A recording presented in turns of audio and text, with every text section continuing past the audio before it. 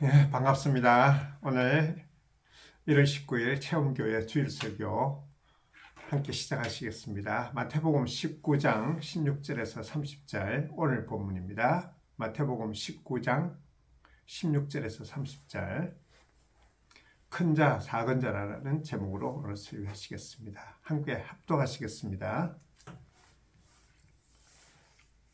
마태복음 19장 16절에서 30절까지 어떤 사람이 주께 와서 이르되 선생님이여 내가 무슨 선한 일을 하여야 영생을 얻으리까? 예수께서 이르시되 어찌하여 선한 일을 내게 묻느냐? 선한 이는 오직 한 분이시니라. 너희가 생명에 들어가려면 계명을 지켜라. 이르되 어느 계명이오니까? 예수께서 이르시되 살인하지 말라, 간음하지 말라, 도둑질하지 말라, 거짓 증언하지 말라. 내 부모를 공경하라. 네 이웃을 내 자신같이 사랑하라 하신 것이니라. 그 청년이 이르되 이 모든 것을 내가 지켰사온데 아직도 무엇이 부족하니까? 예수께서 이르시되 내가 온전하고자 할진대 가서 내 소유를 팔아 가난한 자들에게 주라. 그리하면 하늘에서 보화가 네게 있으리라. 그리고 와서 나를 따르라 하시니 그 청년이 재물이 많음으로 이 말씀을 듣고 근심하며 가니라. 예수께서 제자들에게 이르시되 내가 진실로 너희에게 이르노니 부자는 천국에 들어가기가 어려우니라. 다시 너희에게 말하노니 낙타가 바늘기로 들어가는 것이 부자가 하나님의 나라에 들어가는 것보다 쉬우니라 하시니 제자들이 듣고 몹시 놀라 이르되 그렇다면 누가 구원을 얻을 수 있으리까?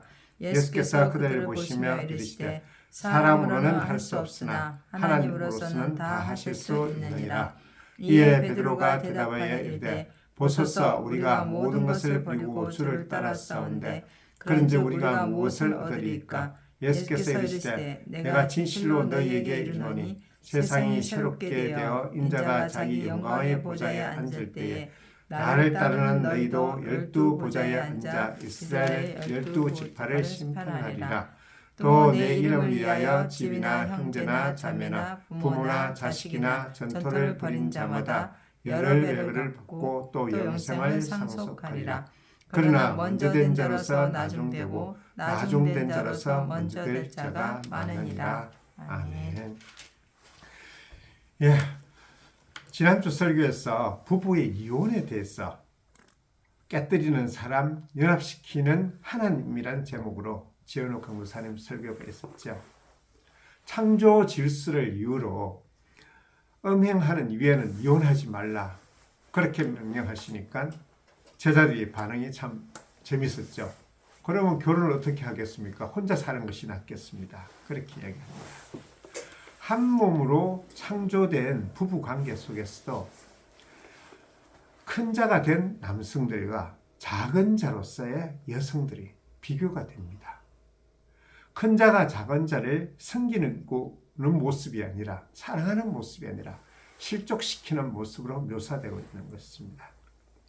오늘 설교 본문에서도 부자 청년이 큰 자의 모습으로 등장합니다. 지금 오늘 이야기를 보면 이 부자 청년이 와서 예수님께 영생을 얻기 위하여 무슨 선한 일을 하여야 할까요? 하면서 물음을 하죠. 이 질문에 대해서 예수님은 약간 좀 엉뚱하게 대답하십니다. 무슨 선한 일을 하여야 영생을 얻으리까라고 했는데 예수님은 어찌하여 선한 일을 나에게 묻느냐? 오직 선한 이는 한 분이시니라. 선한 일이 무엇이냐 했는데 대답이 좀 약간 이상하죠. 차라리 예수님께서 이 부자 청년에게 너희는 선한 일을 할 수 없다라고 하신다면 정확한 대답이 되었을 것입니다. 그렇지만 예수님은 선을 행할 수 있으시고 선한 이는 오직 하나님이시라는 부분을 이야기를 하시면서 결국 우리 인간의 한계를 이야기하고 있는 것입니다. 부자 청년은 영생을 얻기 위하여 무슨 선한 일을 할 수 있는가라고 했지만 예수님은 결국 말씀의 의도는 너희는 선한 일을 할 능력도 없고 영생을 얻을 만한 선한 일을 행할 능력도 없다. 실력이 없다. 그 이야기를 하고 있는 것입니다. 예수님은 너희는 선을 할 수 있는 존재도 아니고 실력도 없는데 왜 그렇게 영생을 얻겠다라는 어떤 율법의 완성을 너희가 하려고 하느냐라고 이야기를 하고 있는 것이죠. 이에 대해서 또 예수님은 그렇게 이야기를 하시죠. 계명을 지키라. 그러니까 그 부자 청년은 다 지켰다고 이야기합니다. 그 속에서 예수님이 이야기하시는 부분은 결국 부자 청년에게 너희는 못 지켰다라는 것을 지적하시는 것이죠. 그래서 모든 소유를 팔아 가난한 자에게 주라고 했을 때야 그 부자 청년은 근심하여 하면서 가니라고 되어 있습니다. 스스로 작은 자가 되어라고 예수님은 말씀하시지만 작은 자가 될 수 없는 이 부자 청년은 결국 자기의 본색을 드러내고 근심하면서 갈 수밖에 없는 거죠. 참 예수님이 말씀하시는 것은 그 본질을 깨뜨리시기 때문에 이 부자 청년의 그 본질을 보시는 거죠. 큰 자인데 스스로 작은 자처럼 행하는 이들에 대해서 예수님은 정확하게 지적하시고 그것을 꾸짖으시는 것입니다. 계명을 지키겠다 말하는 청년에게 예수님은 결국 너는 지킬 수도 없고 지키는 자도 아니고 실력도 없다는 것입니다. 그래서 너는 작은 자가 아니고 큰 자라는 것을 드러내시는 것이죠. 이 두 입장에서 부자 청년은 왜 소유를 다 팔지 못하고 예수님을 따르지 못할까요? 부자 청년에게 자기의 소유는 자기의 가치를 지키는 모든 것인 것이죠. 그 자기가 지킨 것들을 그리고 자기가 가지고 있는 것들을 예수님께 인정받기 위해서 나오는 자가 이 부자 청년인 것입니다. 큰 자와 작은 자의 이 이야기는 메시아이신 예수 그리스도가 왜 십자가를 져야 하는지에 대해서 출발을 하고 있습니다. 18장에서 보면 천국의 큰 자와 작은 자의 경쟁이 이야기가 되죠. 18장 1절에 보면 그때 제자들이 예수께 나와 이르되 천국에서는 누가 크니까? 이 경쟁의 내러티브에서 시작이 되고 있습니다. 그러시면서 어린아이와 같지 아니하면 너희가 결단코 천국에 들어가지 못하리라고 말씀하시고 있으십니다. 18장에 와서 보면 18장에서 용서할 줄 모르는 종의 비유가 있죠. 이 비유에서도 종이라 그러면 우리는 작은 자로 생각하잖아요. 그런데 종이면서도 큰 자가 있을 수가 있다는 것을 예수님은 또 고발하시는 거죠. 메시아는 십자가에 죽어야 한다는 말씀에 대해서 항변했던 베드로도 어떤 면에서는 큰 자죠. 분명히 주는 그리스도시여 살아계신 하나님 아들이시라는 참 놀라운 고백을 하면서도 그리고 십자가를 이야기할 때는 안 됩니다라고 항변하는 베드로의 모습도 큰 자인 것입니다. 거기에 대해서 예수님은 사탄아 내 뒤로 물러가라 라고 꾸중하셨죠. 용서할 줄 모르는 종의 비유에서도 이 낮은 자처럼 보이죠. 종이라는 것은. 그런데 결국은 그 사람은 큰 자로 드러납니다. 큰 자로 드러나는 순간 그 큰 자인 종은 용서받지 못하는 자이죠. 예수님이 작은 자, 소자를 등장시켜 말씀하시고자 하는 의도는 우리 모두가 도움을 필요로 하는 존재라는 것을 말씀하시고 있는 것입니다. 그러나 신자들도 많이 포함된 대부분의 사람들은 이런 아무런 도움도 필요로 없다라고 말하면서 큰 자로서 살아가는 존재이며 그리고 또한 큰 자로서 살아가고 큰 자가 되기를 바라는데 너무나 익숙합니다. 많은 사람들이 자신의 강점으로 이 약한 자들, 사회에서 소외받는 자들, 가난한 자들의 그 약점을 공격하면서 상대적인 만족을 얻으면서 살아가는 것입니다. 이들은 스스로 하나님을 믿는다고 고백을 하죠. 용서받지 못한 종도 용서할 줄 모르는 정도, 자기는 종이라고 하면서 낮은 자라고 이야기했을 것입니다. 그렇지만 그 본질은 결국 큰 자인 거죠. 그들은 이미 작은 자가 아니라 큰 자로서 살아가는 부자 청년인 것입니다. 스스로 능력도 있다고 생각하고 자격도 있다고 생각하고 모든 일에 가능성이 있다고 생각하며 살아가는 모든 존재들, 모든 군상들의 모습은 결국 부자 청년인 것입니다. 그들은 결코 하나님께 의지할 수도 없고 의지하지도 않죠. 자기 힘으로 살아가면 되니까요. 그러면 이렇게 이야기할 수가 있을 것입니다. 그러면 부자이면서 신앙이 좋은 자로 살아가면 되지 않는가? 물질만의 부자라면 그것은 가능하겠죠. 그렇지만 성경에서 이야기하는 이 부자는 그런 물질적인 것이 아니기 때문에 그 말은 어림없는 소리가 되는 것입니다. 여기서의 부자는 물질의 부요함을 의지하는 것보다 삶의 원리와 질서에 가는 것입니다.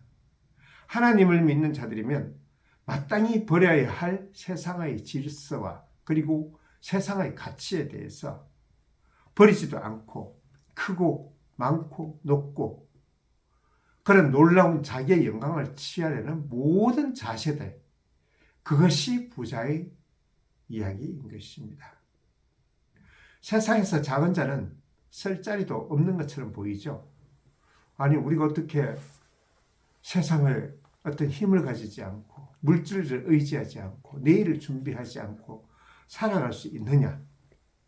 그런데 성경에서는 분명히 말씀하고 있습니다. 예수님은 이 소자를 하나님이 지켜주신다고 말하고 있습니다.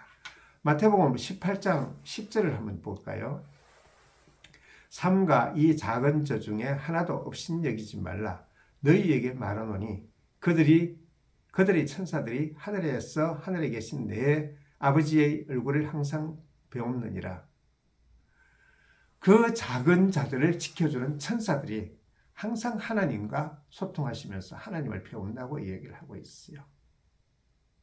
결국 이 말씀은 하나님이 이 작은 자들을 지켜주시고 보호하시고 그리고 항상 그 하나님의 눈동자처럼 주님이 지켜주신다고 이야기하고 계시는 것입니다.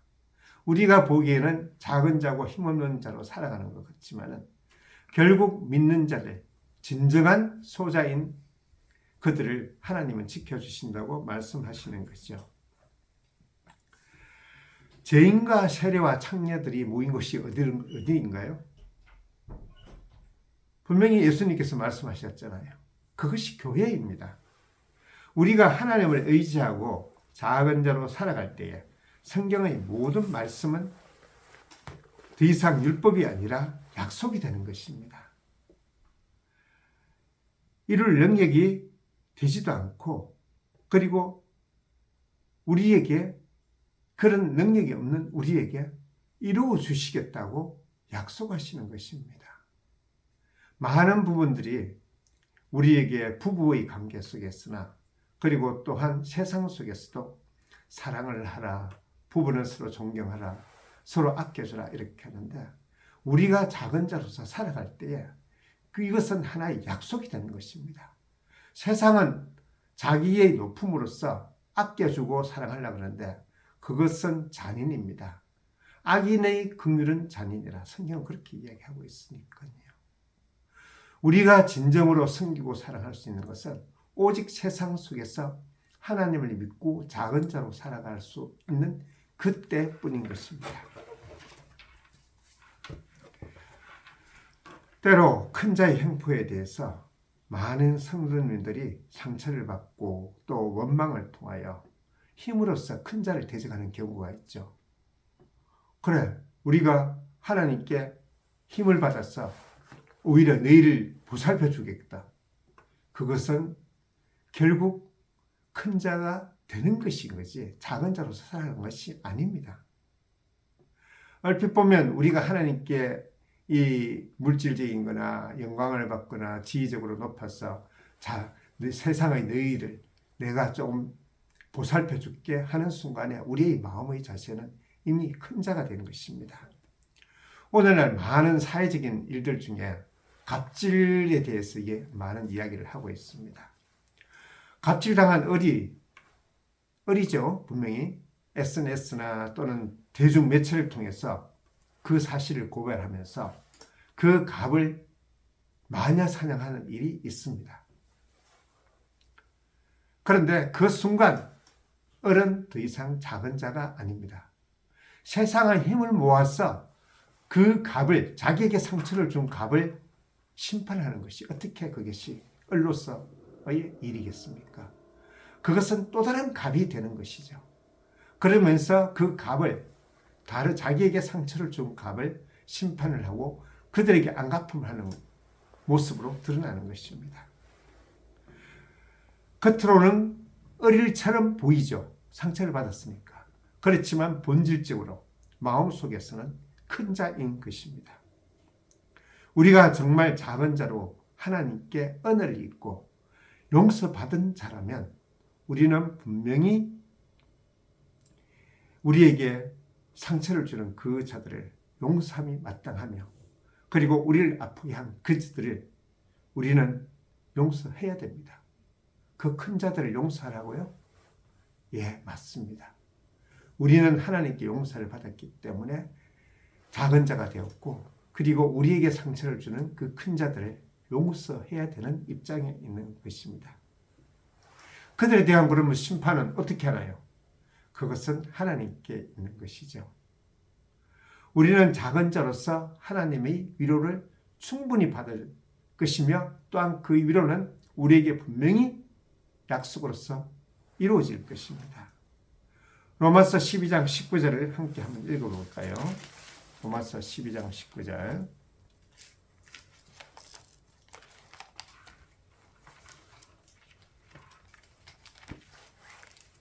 로마서 12장 19절 신약성경 257페이지입니다. 찾으셨으면 함께 합독하시겠습니다. 내 사랑하는 자들아 너희가 친히 원수를 갚지 말고 하나님의 진노하심에 맡기라. 기록되었을 때 원수 갚는 것이 내게 있으니 내가 갚으리라고 주께서 말씀하시니라. 하나님이 사랑하는 자들, 우리 작은 자들이죠. 친히 원수를 갚지 말래요. 하나님이 알아서 갚으신다고요. 원수 갚는 것이 내게 있으니 내가 갚으리라고 주께서 말씀하시는 겁니다. 우리의 마음속에 남을 용서하지 않고 남의 질시하고 그리고 안갚음을 하려는 그 마음을 가진 순간 우리는 또 다른 큰 자가 되어 있는 것입니다. 세상 속에서 분명히 세상의 모습은 큰 자로 살아가며 자기보다는 높은 사람에게는 구심되고 낮은 자를 멸시하며 또 우월감을 보이는 그들입니다. 그러나 작은 자에게는 영적인 상급과 그리고 영생을 약속하고 있으십니다. 오늘 본문 27절에서 29절이 그것을 이야기를 하죠. 다시 한번 합독해 보실까요? 27절에서 29절요. 19장 27절에서 29절 찾으셨으면 이에 베드로가 대답하여 이르되 보소서 우리가 모든 것을 버리고 주를 따라 싸운데 그런즉 우리가 무엇을 얻으리까? 예수께서 이르시되 내가 진실로 너희에게 이르노니 세상이 새롭게 되어 인자가 자기 영광의 보좌에 앉을 때에 나를 따르는 너희도 12 보좌에 앉아 이스라엘 12지파를 심판하리라. 또 내 이름을 위하여 집이나 형제나 자매나 부모나 자식이나 전토를 벌인 자마다 여러 배를 받고 또 영생을 상속하리라. 베드로는 지금 자기가 버렸으니까 무엇을 주실까요? 세상에서 또 다른 것을 구하고 있는 것이에요. 투자죠. 내가 이만큼 버렸으니까 나에게 큰 것을 주셔야죠. 또 다른 큰 자입니다. 거기에 대해서 예수님께서 뭐라고 이야기하시죠? 너희가 영광의 보좌에 앉아서 이스라엘 12지파를 심판하리라. 보이지 않는 가치를 이야기하고 있는 것인 거죠. 보이지 않는 영광을 이야기하고 있으세요. 그리고 영생을 상속하리라. 보이지 않는 영원한 생명을 우리에게 약속하시는 것입니다. 이 땅의 삶 속에서 우리가 작은 자로 살아갈 때 우리에게 약속된 것은 그런 큰 것이나 물질적인 것이 아니라 보이지 않는 가치를 이야기하고 있는 것입니다. 하나님께서 작은 자인 우리에게 허락하신 고급한 삶, 고귀한 그런 인생을 살아가면서 감사하면서 더욱 하나님께 의존하는 자녀가 되십시오. 하나님의 자녀가 되십시오. 하나님의 형상과 모양을 따라 살아가는 고귀한 고급한 삶을 살아가는 여러분 되십시오. 세상의 판단과 멸시 속에서도 우리가 힘을 잃지 않고 낭망하지 않고 그리고 남의 시선에서 자유하고 십자가의 길을 담대히 살아가는 우리의 모습 생각해 볼 때 참으로 멋있지 않나요? 우리가 세상의 물질에 따르지 않고 그들과 의연하게 세상의 어떤 흐름에 편승하지 않고 우리의 길을 가는 십자가의 길을 가는 우리의 모습이 정말 멋있지 않은가요? 함께 기도하시겠습니다. 하나님 감사합니다. 주님께서 아버지 우리를 보호하시고 작은 자로 살아가는 우리를 지켜주심을 믿습니다. 더욱더 말씀에 따라 사는 삶이 주님의 영생을 누리고 하나님의 나라의 천국을 누리며 또한 아버지 하나님의 나라의 영광을 누리는 길임을 우리는 잘 알고 있습니다. 비록 이 땅의 삶 속에서 그 길을 가는 데에 때로는 넘어지고 때로는 어긋나더라도 주님께서 우리를 지켜주시며 좌로나 우로나 치우치지 않게 해주시며 똑바로 아버지 주님께서 원하시는 가장 행복한 상태 그 길을 우리는 걸어갈 줄 믿습니다. 항상 우리 모든 사람들 우리 모든 성도들이 주님의 길을 따라가며 행복한 삶을 영위하기를 원합니다. 주님께서 우리를 보호하실 것을 믿으며 한 주간 한 주간 살아갈 때에 우리에게 인내와 주님께서 우리에게 허락하신 고급한 그 가치가 우리에게 있을 줄 믿습니다. 참 감사합니다. 우리를 자녀로 삼으신 주님의 은혜에 감사드리오며 우리 주 예수 그리스도의 이름으로 기도드렸습니다.